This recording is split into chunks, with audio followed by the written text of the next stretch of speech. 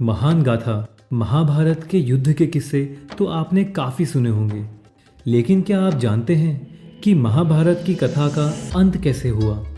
युद्ध के बाद पांडवों का क्या हुआ? और सबसे बड़ा सवाल कि श्री कृष्ण का क्या हुआ? आइए जानते हैं। महाभारत के युद्ध के बाद युधिष्ठिर को हस्तिनापुर का राजा बनाया गया, लेकिन कौरवों की माँ गंधारी ने महाभारत के युद्ध के लिए श्री कृष्ण को दोषी ठहराते हुए उन्हें श्राप दिया कि जिस तरह कौरवों के वंश का नाश हुआ है, ठीक उसी तरह यदुवंश का भी नाश होगा। पांडवों ने 36 साल तक हस्तिनापुर पर राज किया और समय के साथ साथ गंधारी का श्राप भी असर दिखाने लगा। स्थिति ऐसी हो गई कि पूरा यादव कुल एक दूसरे के खून का प्यासा हो गया और बात यहाँ तक पहुँच गई कि उन्होंने आपस में लड़कर अपनी पूरी नस्ल को ही खत्म कर दिया। इसके बाद एक दिन एक शिकारी ने गलती से श्री कृष्ण पर एक तीर चला दिया। क्योंकि श्री कृष्ण मानव शरीर में थे तो उन्हें अपना शरीर छोड़कर जाना ही था।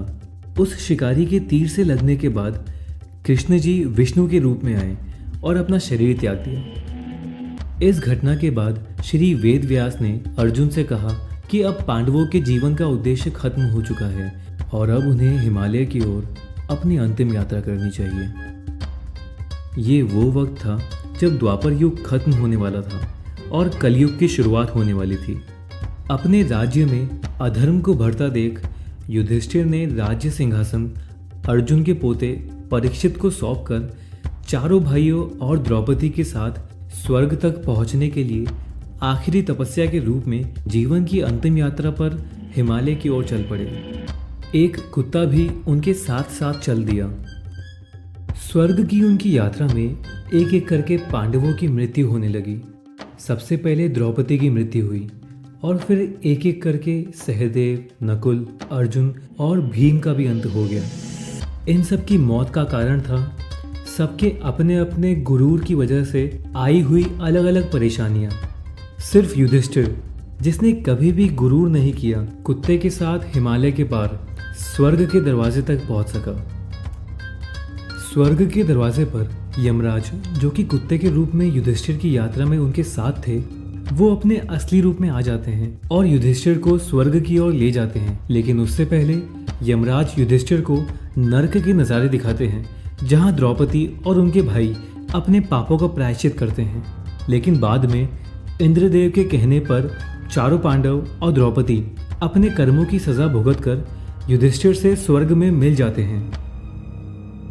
तो इस तरह श्री कृष्ण और पांडवों ने इस संसार से विदा लिया और उनके साथ ही खत्म हुआ द्वापर युग, जिसके बाद कलयुग आरंभ हुआ, जिसे आप और हम जी रहे हैं।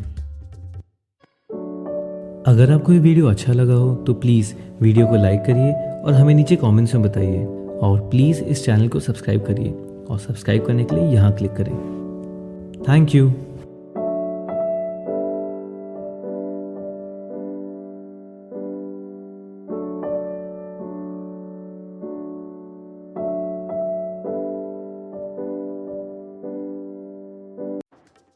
महान गाथा महाभारत के युद्ध के किस्से तो आपने काफ़ी सुने होंगे, लेकिन क्या आप जानते हैं कि महाभारत की कथा का अंत कैसे हुआ? युद्ध के बाद पांडवों का क्या हुआ? और सबसे बड़ा सवाल कि श्री कृष्ण का क्या हुआ? आइए जानते हैं। महाभारत के युद्ध के बाद युधिष्ठिर को हस्तिनापुर का राजा बनाया गया, लेकिन कौरवों की माँ गंधारी ने महाभारत के युद्ध के लिए श्री कृष्ण को दोषी ठहराते हुए उन्हें श्राप दिया कि जिस तरह कौरवों के वंश का नाश हुआ है, ठीक उसी तरह यदुवंश का भी नाश होगा। पांडवों ने 36 साल तक हस्तिनापुर पर राज किया और समय के साथ साथ गंधारी का श्राप भी असर दिखाने लगा। स्थिति ऐसी हो गई कि पूरा यादव कुल एक दूसरे के खून का प्यासा हो गया और बात यहाँ तक पहुँच गई कि उन्होंने आपस में लड़कर अपनी पूरी नस्ल को ही खत्म कर दिया। इसके बाद एक दिन एक शिकारी ने गलती से श्री कृष्ण पर एक तीर चला दिया। क्योंकि श्री कृष्ण मानव शरीर में थे तो उन्हें अपना शरीर छोड़कर जाना ही था। उस शिकारी के तीर से लगने के बाद कृष्ण जी विष्णु के रूप में आए और अपना शरीर त्याग दिया। इस घटना के बाद श्री वेद व्यास ने अर्जुन से कहा कि अब पांडवों के जीवन का उद्देश्य खत्म हो चुका है और अब उन्हें हिमालय की ओर अपनी अंतिम यात्रा करनी चाहिए। ये वो वक्त था जब द्वापर युग खत्म होने वाला था और कलयुग की शुरुआत होने वाली थी। अपने राज्य में अधर्म को बढ़ता देख युधिष्ठिर ने राज्य सिंहासन अर्जुन के पोते परीक्षित को सौंपकर चारों भाइयों और द्रौपदी के साथ स्वर्ग तक पहुंचने के लिए आखिरी तपस्या के रूप में जीवन की अंतिम यात्रा पर हिमालय की ओर चल पड़े। एक कुत्ता भी उनके साथ साथ चल दिया।